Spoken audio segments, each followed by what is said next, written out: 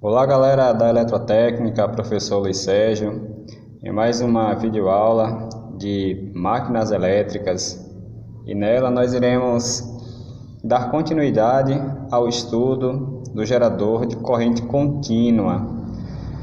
Então nós vimos aí na aula anterior algumas informações a respeito do princípio de funcionamento, das partes que compõem este gerador, e hoje nós nos aprofundaremos aí um pouco mais estudando os tipos de alimentação da bobina do estator. Então, levando em consideração a figura que está aparecendo na animação, que representa aí um gerador de corrente contínua elementar, né? Observe que nós temos aí como o gerador do campo um ímã, um ímã permanente. Então, na maioria dos geradores, os geradores de grande porte, nós não utilizamos ímãs permanentes, mas sim bobinas, fazendo a função aí do ímã, gerando um campo eletromagnético. Então, para que o campo seja gerado, esta bobina precisa ser alimentada, ou, como nós comumente falamos aqui na área, ela precisa ser excitada. E aí nós iremos observar quais são as formas de excitação de campo. Então, para este tipo de gerador, nós temos aí dois tipos de excitação, chamada de excitação independente ou autoexcitação, um gerador autoexcitado. Então vamos observar aqui os dois tipos de excitação de campo. Então vamos observar essa primeira figura. Então observe aí que à direita nós temos a armadura. Então, aqui nós temos a armadura, que é quem gera a tensão no gerador, e à esquerda nós temos a representação de uma bobina, que representa aí o enrolamento de campo, que vai gerar o campo magnético para poder induzir uma tensão na armadura. E observe que este gerador, neste tipo aqui, o enrolamento de campo ele é alimentado externamente por uma fonte de corrente contínua. Então, esta forma de alimentação, esta forma de excitação neste motor, neste gerador, é chamada de excitação independente, Então, o nome aí já indica o que é que ela representa, Diz que a excitação do campo magnético, a excitação do enrolamento de campo é feita de uma forma independente, E aí seria bem óbvio também, isso, porque a bobina ela precisa de uma corrente para gerar o campo magnético, e essa corrente tem que vir de uma fonte de algum lugar, Neste caso vem de uma fonte externa, de uma alimentação externa.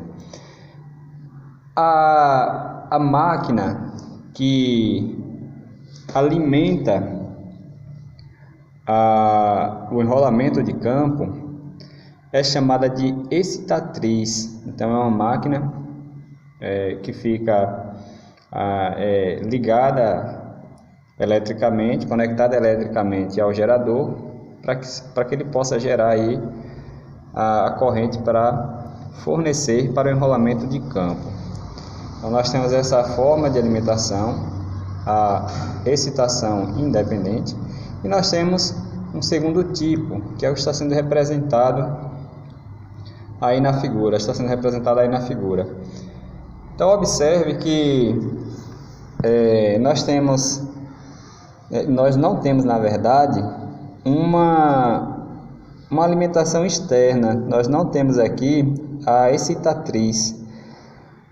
Então observe que a bobina ela encontra-se aqui neste caso em paralelo com a armadura, e daqui é fornecida a tensão.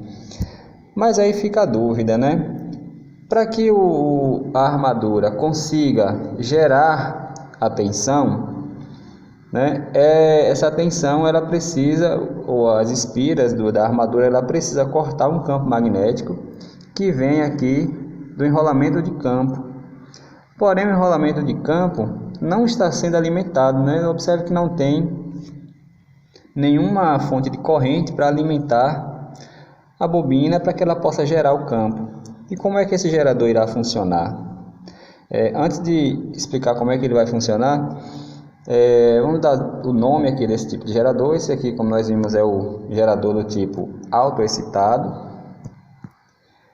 porque conforme a própria nomenclatura já indica aqui, o gerador o próprio gerador é que irá fornecer a corrente para o enrolamento de campo. Então, quem fornece a corrente para o funcionamento do gerador é o próprio gerador, beleza? Mas aí fica uma outra dúvida. Vamos supor que inicialmente o gerador esteja parado, né? Logo, ele não está produzindo tensão, muito menos corrente, né?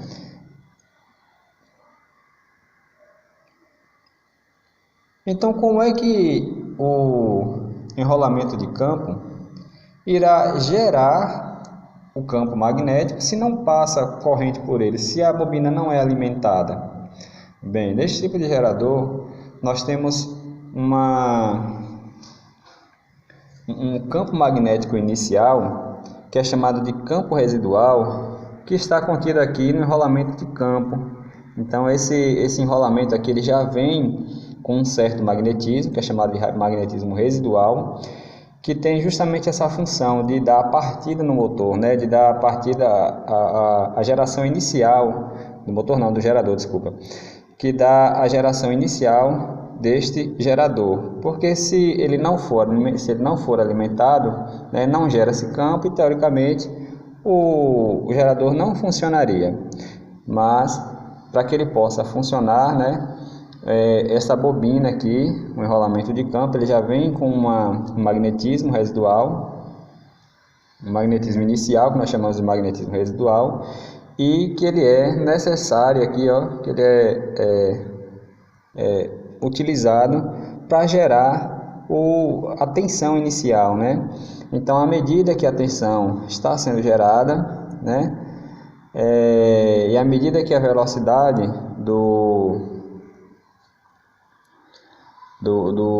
da armadura, do rotor aumenta, né, a tensão aumenta e, consequentemente, a corrente enviada tanto para a bobina quanto para a carga, elas aumentam, né, com o passar do tempo, à medida que a rotação do gerador aumenta.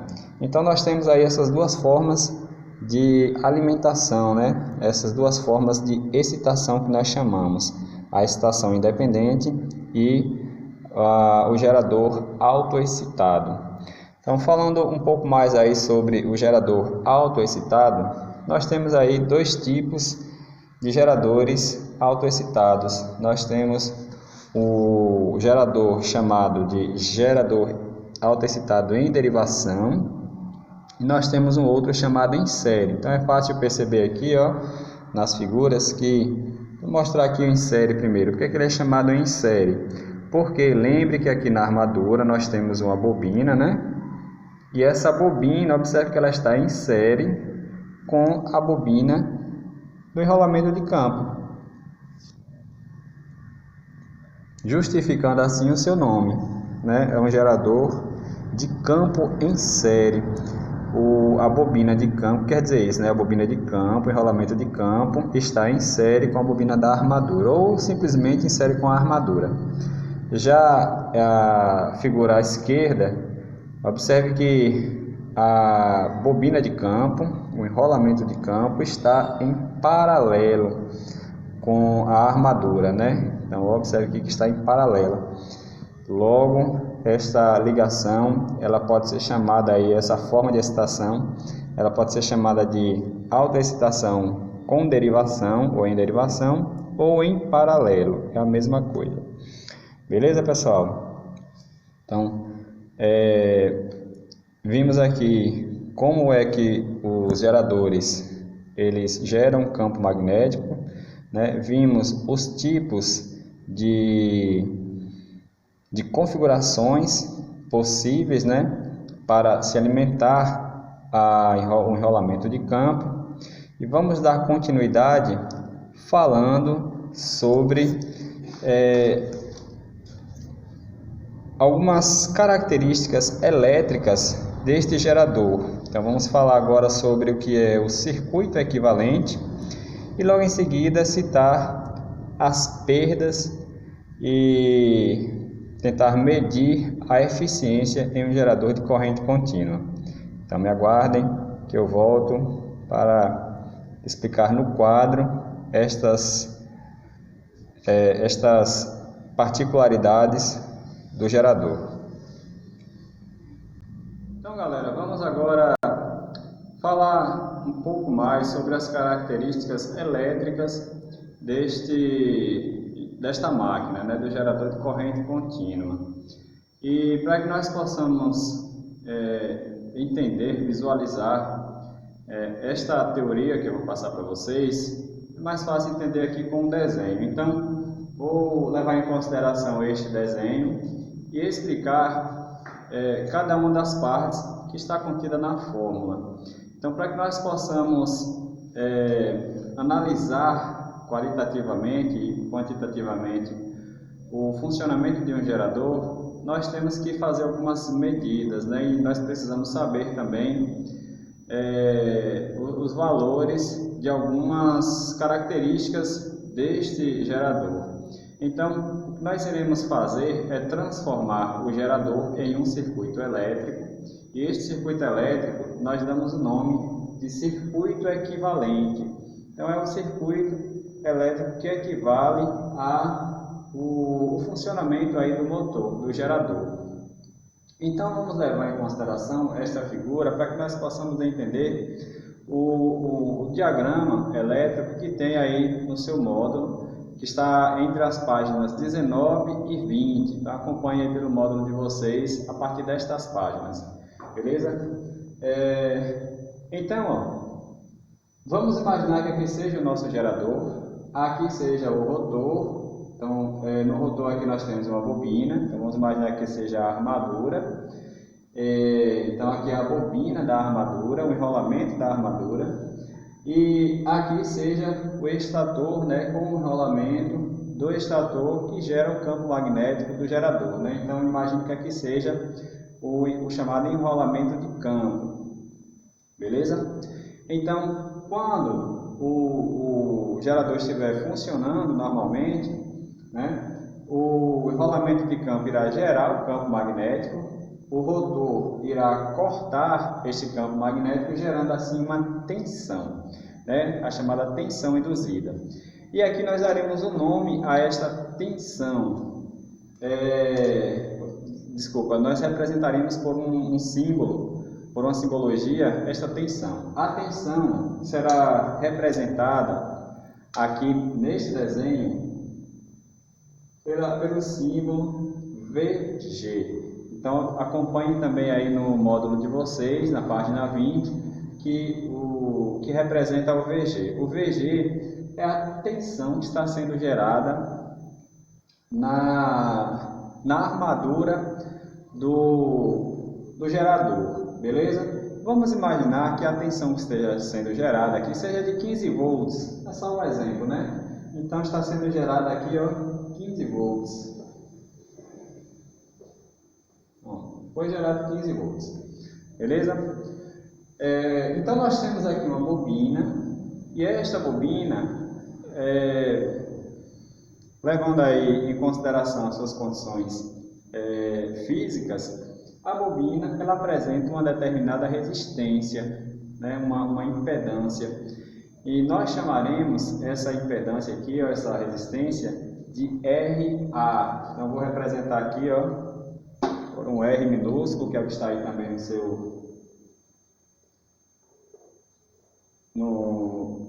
no seu módulo, R de resistência, A de armadura. Vamos interpretar assim, né? Então, a resistência da armadura. Então, ó, o gerador gerou a tensão, forneceu uma parte aqui para a bobina, né? A bobina gera o campo magnético. Como nós temos uma outra bobina aqui, essa bobina também irá oferecer uma resistência. Essa resistência nós chamaremos de RS, ou resistência em série. Por que eu estou chamando de série aqui? Né? Porque observe que as bobinas estão em série, né? Então as resistências também estão em série. E logo, esse gerador aqui é um gerador autoexcitado do tipo em série, beleza?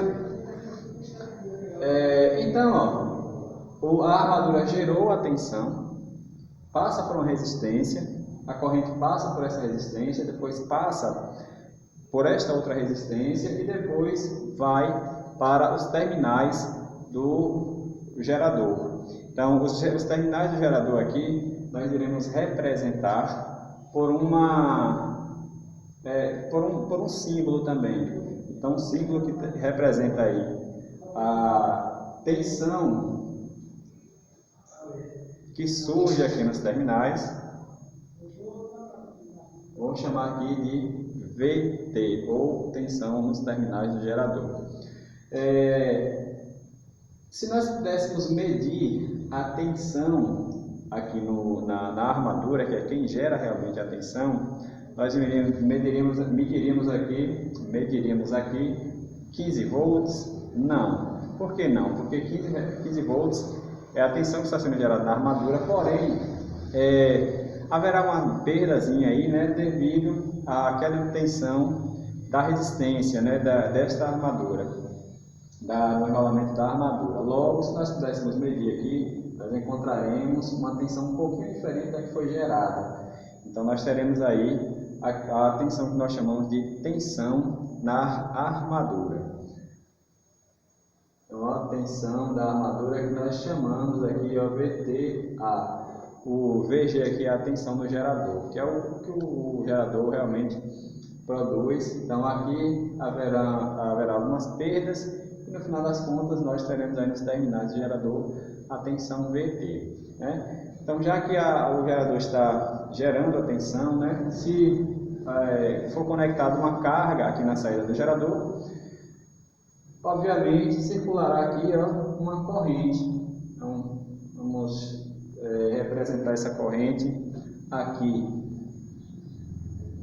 Então, terá uma corrente que será chamada de corrente da armadura.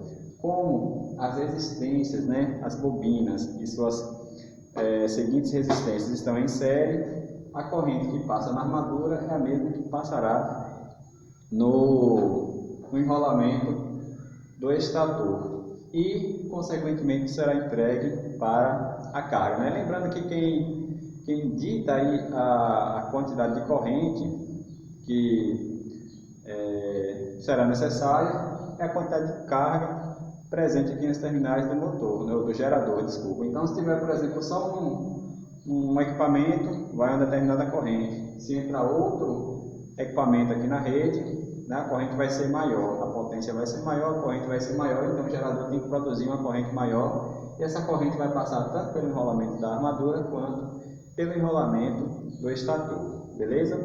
Então, observe, ó, que nós nomeamos aqui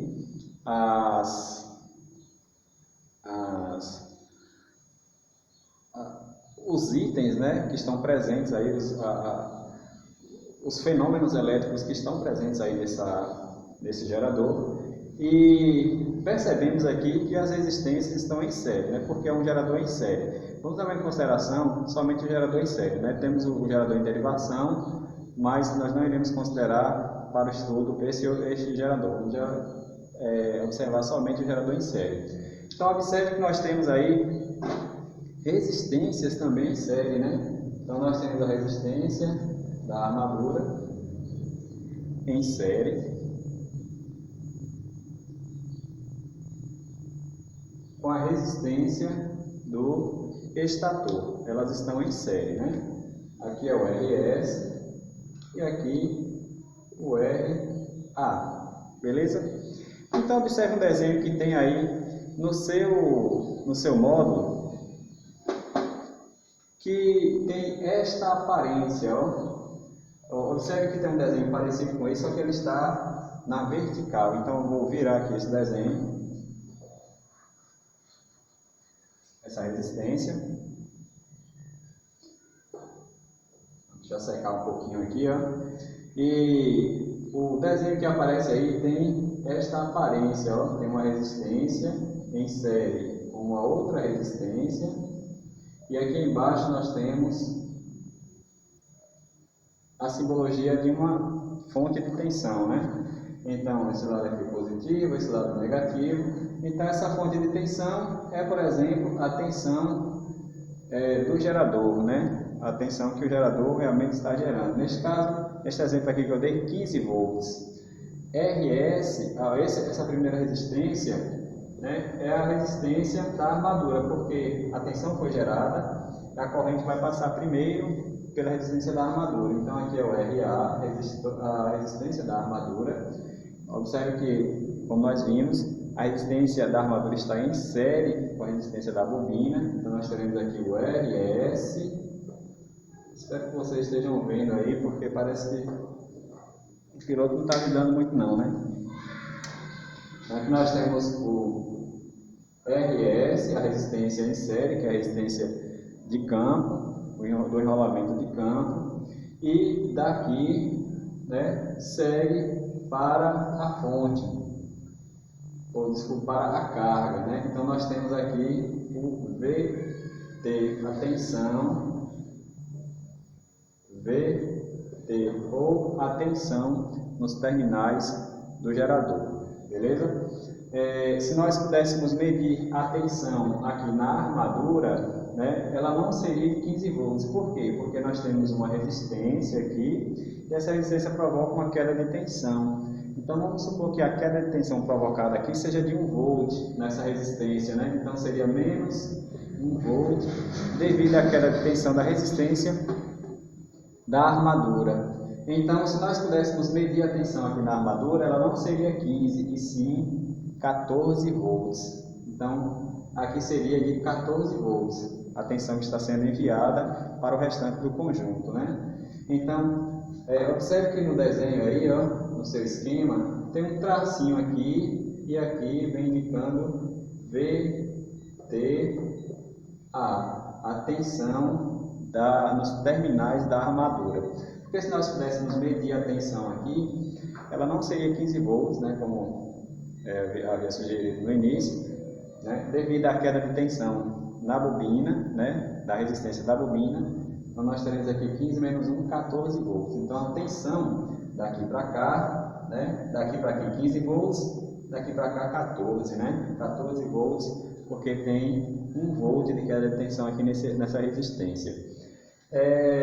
E obviamente, ó, quando a corrente passar por esse resistor aqui também, por essa resistência, né, que é a resistência dessa bobina, haverá também uma queda de tensão. Vamos supor que a queda de tensão daquela outra bobina seja também de 1 volt, então é menos 1 volt. Vamos ver, né? Menos 1 volt. Então, no final das contas, qual seria a tensão nos terminais do gerador, né? Seria 15 menos 1, 14, menos 1, 13. Então, esse gerador forneceria a carga, a tensão de 13 volts, beleza? Então, nós temos aqui o chamado circuito equivalente de gerador CC. Esse circuito aqui é para o gerador autoexcitado em série. Em paralelo, né, a bobina aqui agora seria em paralelo, né? Nós pegaríamos esse terminal aqui e ligaríamos aqui, ó, né, que seria a ligação em paralelo. E aqui sai o terminal, por exemplo, positivo e aqui o terminal negativo desse gerador. Mas nós não iremos estudar esse caso, né? No seu desenho aí, ó, tem uma resistênciazinha aqui à esquerda. É porque essa à esquerda aqui indica que a bobina está em paralelo, né, em derivação. Mas nós não vamos observar esta situação, beleza? Então, o circuito equivalente de um gerador CC é este aqui, ó, que está sendo mostrado nesta figura. E nós temos algumas fórmulas, né? Quais são as fórmulas? Então vou primeiro mostrar essa fórmula aqui, ó, tensão VTA, que é a tensão na armadura. Quem é a tensão na armadura? É a tensão que é gerada, né, 15 volts, ou seja, a VG, menos aquela tensão na bobina da armadura, menos 1 volt, né? Pela lei de Ohm, nós sabemos que, deixa eu ver se eu lembro também, né? Pela lei de Ohm, nós sabemos que tensão é igual a resistência vezes a corrente. Então, essa tensão aqui, essa queda de tensão da resistência é igual ao valor da resistência vezes a corrente que passa por ela. Então, nós teremos a queda de tensão aqui, ó, resistência, eu vou chamar aqui de RA minúsculo, né? RA vezes a corrente da armadura, porque a corrente que passa aqui é a corrente da armadura. Então nós temos essa primeira fórmula, a tensão nos terminais da armadura é igual a tensão que é gerada menos a resistência da armadura menos vezes a corrente da armadura. Nós temos uma outra tensão, né? Qual é a tensão? A tensão VT. Então quem é a tensão VT? A tensão VT é igual a essa tensão menos essa.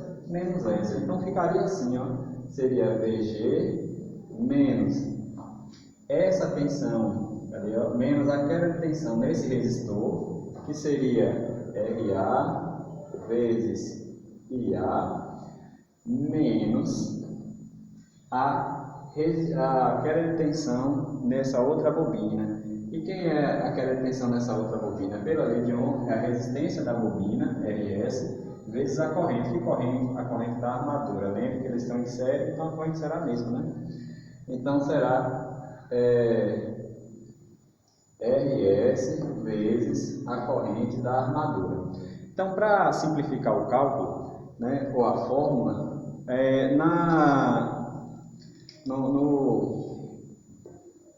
no módulo de vocês vem uma fórmula mais resumida, e vamos utilizar essa fórmula mais resumida. Você poderia usar essa, mas simplificando aqui, ó, a fórmula no final das contas ficará igual a VG menos a corrente na armadura vezes a resistência da armadura mais a resistência em série, ou a resistência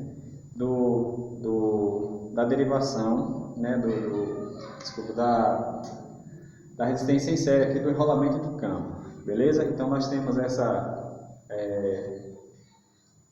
segunda fórmula. Existe uma terceira fórmula aí que diz o seguinte, ó, lembra que a corrente que nós temos aqui é a corrente da armadura,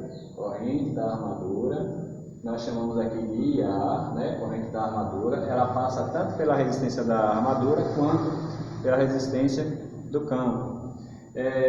Aí observe que no desenho de vocês tem um outro circuitinho aqui à esquerda, né, que é a derivação, e tem uma corrente também fluindo para cá, que eles chamam aqui de ID, que é a corrente da derivação. E temos uma outra corrente que deriva para cá, que é a chamada IL. Então IL é a corrente que vai para a carga, e a IL vai ser igual a corrente da armadura menos a corrente da derivação. Nós não vamos usar essa fórmula, mas eu vou deixar ela aqui, porque nós vamos levar em consideração somente a ligação em série, mas como o módulo está apresentando essa fórmula também, vamos deixar aqui, né? Corrente, o IL, será igual a corrente da armadura menos a corrente da derivação. Beleza? Então nós temos essas três fórmulas, o que importa para a gente são basicamente essas duas aqui, e eu vou dar continuidade falando sobre as perdas, e logo em seguida eu volto com um exemplo para aplicar a fórmula que nós vimos aqui do circuito equivalente. Beleza, pessoal? Então aguarde um pouquinho aí que eu vou apagar o quadro e já volto. Então vimos aí o que é o circuito equivalente, né? O circuito equivalente é um circuito elétrico que representa o funcionamento do gerador de corrente contínua, E quando o gerador está funcionando, acontece nele algumas perdas. Então vamos observar aqui, como nós fizemos também para os transformadores, estas perdas que acontecem nesta máquina. Então, quais são as perdas presentes aí na máquina, né?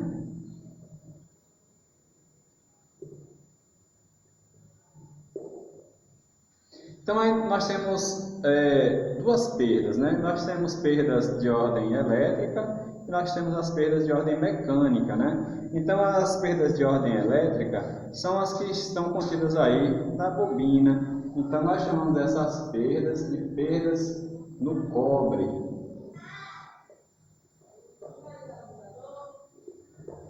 Nós temos aí as perdas no cobre, que é as perdas do fio da bobina, né? Essas são as perdas elétricas. E as outras perdas são as chamadas perdas mecânicas.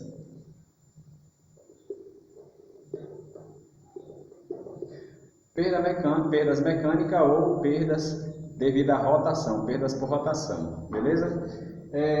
Falando aqui das perdas no cobre, as perdas no fio, nós temos aí duas perdas, né? As perdas elétricas que acontecem na armadura.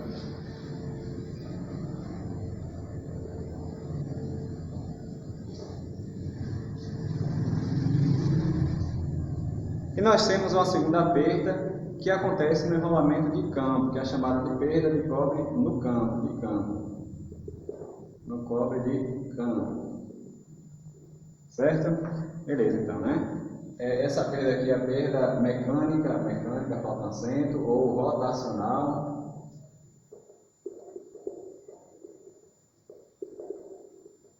E essas perdas mecânicas, elas podem acontecer aí por dois fatores, né?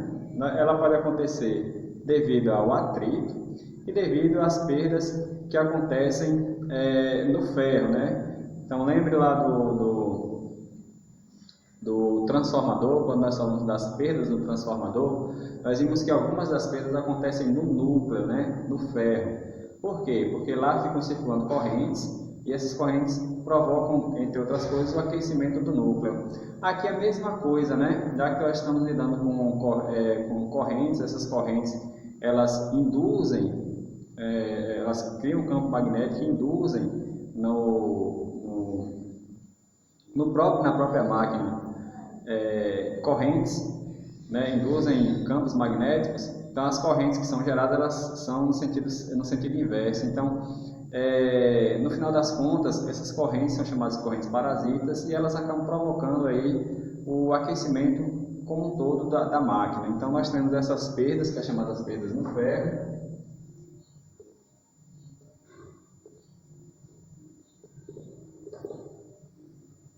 E nós temos as perdas devido ao atrito, né? O que é atrito? Atrito, por exemplo, entre o eixo e o rolamento, entre o rolamento e o mancal.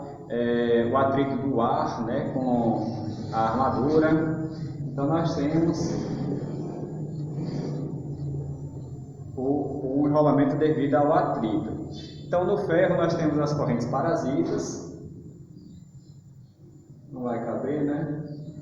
Correntes parasitas, que são as correntes que provocam aquecimento do gerador, né, o aquecimento da armadura. E nós temos o fenômeno também da esterese. Nós comentamos o que é esterese quando nós falamos sobre os transformadores, né, que é a esterese.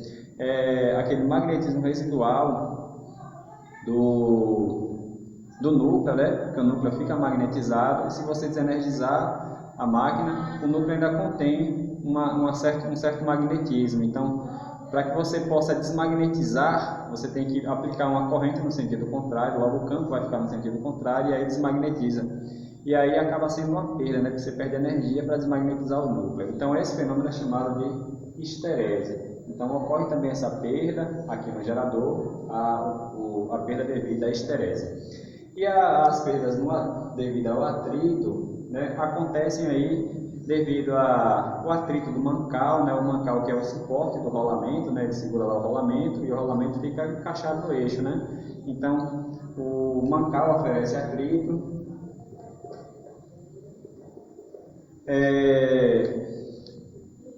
Como o gerador ele contém comutadores e escovas, né? Então a escova fica tocando ali no comutador e esse toque provoca um atrito, e o atrito é, como nós já vimos, uma perda. Então nós temos aí as perdas nas escovas.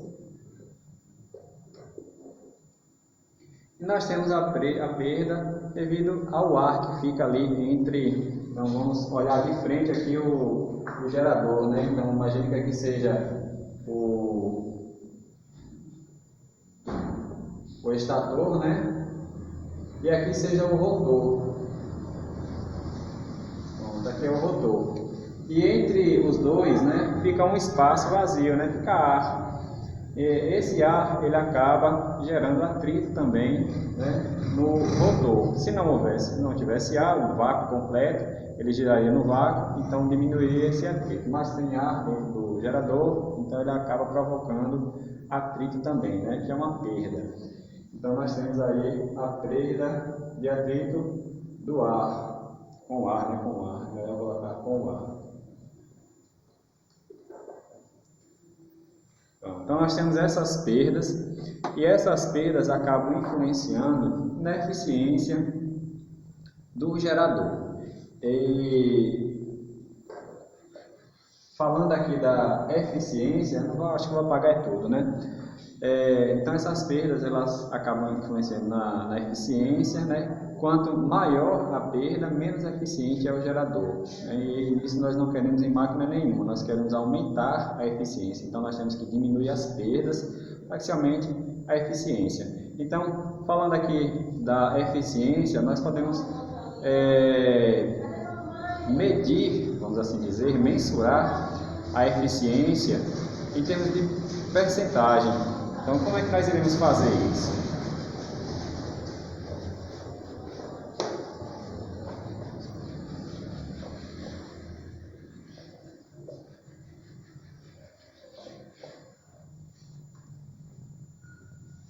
Então, nós iremos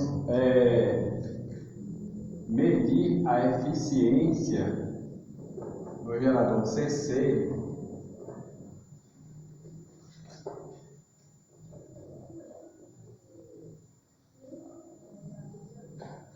fazendo um cálculo bem simples. Então, para encontrar aqui a eficiência,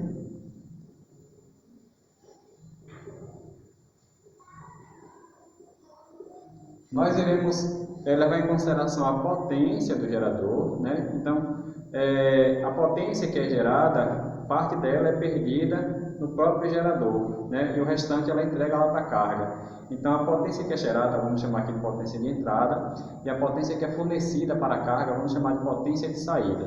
Então, a eficiência vai ser a divisão, o resultado da divisão da potência de saída sobre a potência de entrada. A potência de entrada. Então, se, por exemplo, o gerador produz aí 100 kW, mas fornece, por exemplo, 95, ele perdeu 5 kW aí de potência, né? Então, qual é a eficiência desse gerador, né? Então, a saída aqui seria, por exemplo, 95, e a entrada que ele produz 100. 95 dividido por 100, 0,95. Então,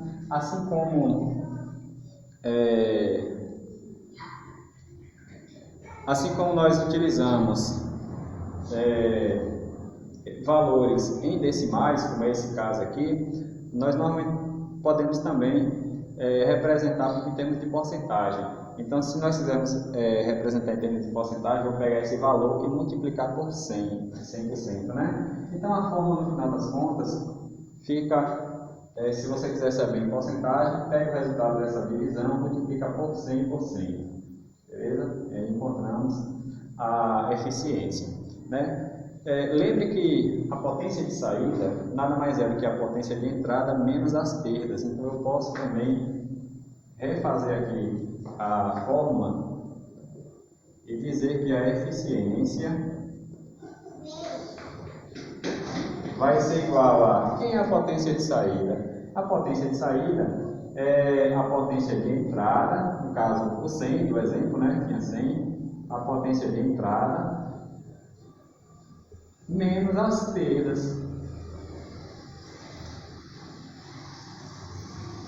Dividido pela potência de entrada. Voltando para o exemplo anterior, né, o valor que estava aqui. Então a entrada é 100, né, porque ele produz 100 kW, tem 5 kW de perdas. Então quanto é a saída? 100 menos 5, 95. 95 dividido por 100, 0,95. Né? Se quiser saber em termos de porcentagem, multiplica por 100%. 0,95 vezes 100 dá 95%. Beleza, pessoal? Então, finalizo por aqui essa parte teórica sobre os geradores de corrente contínua.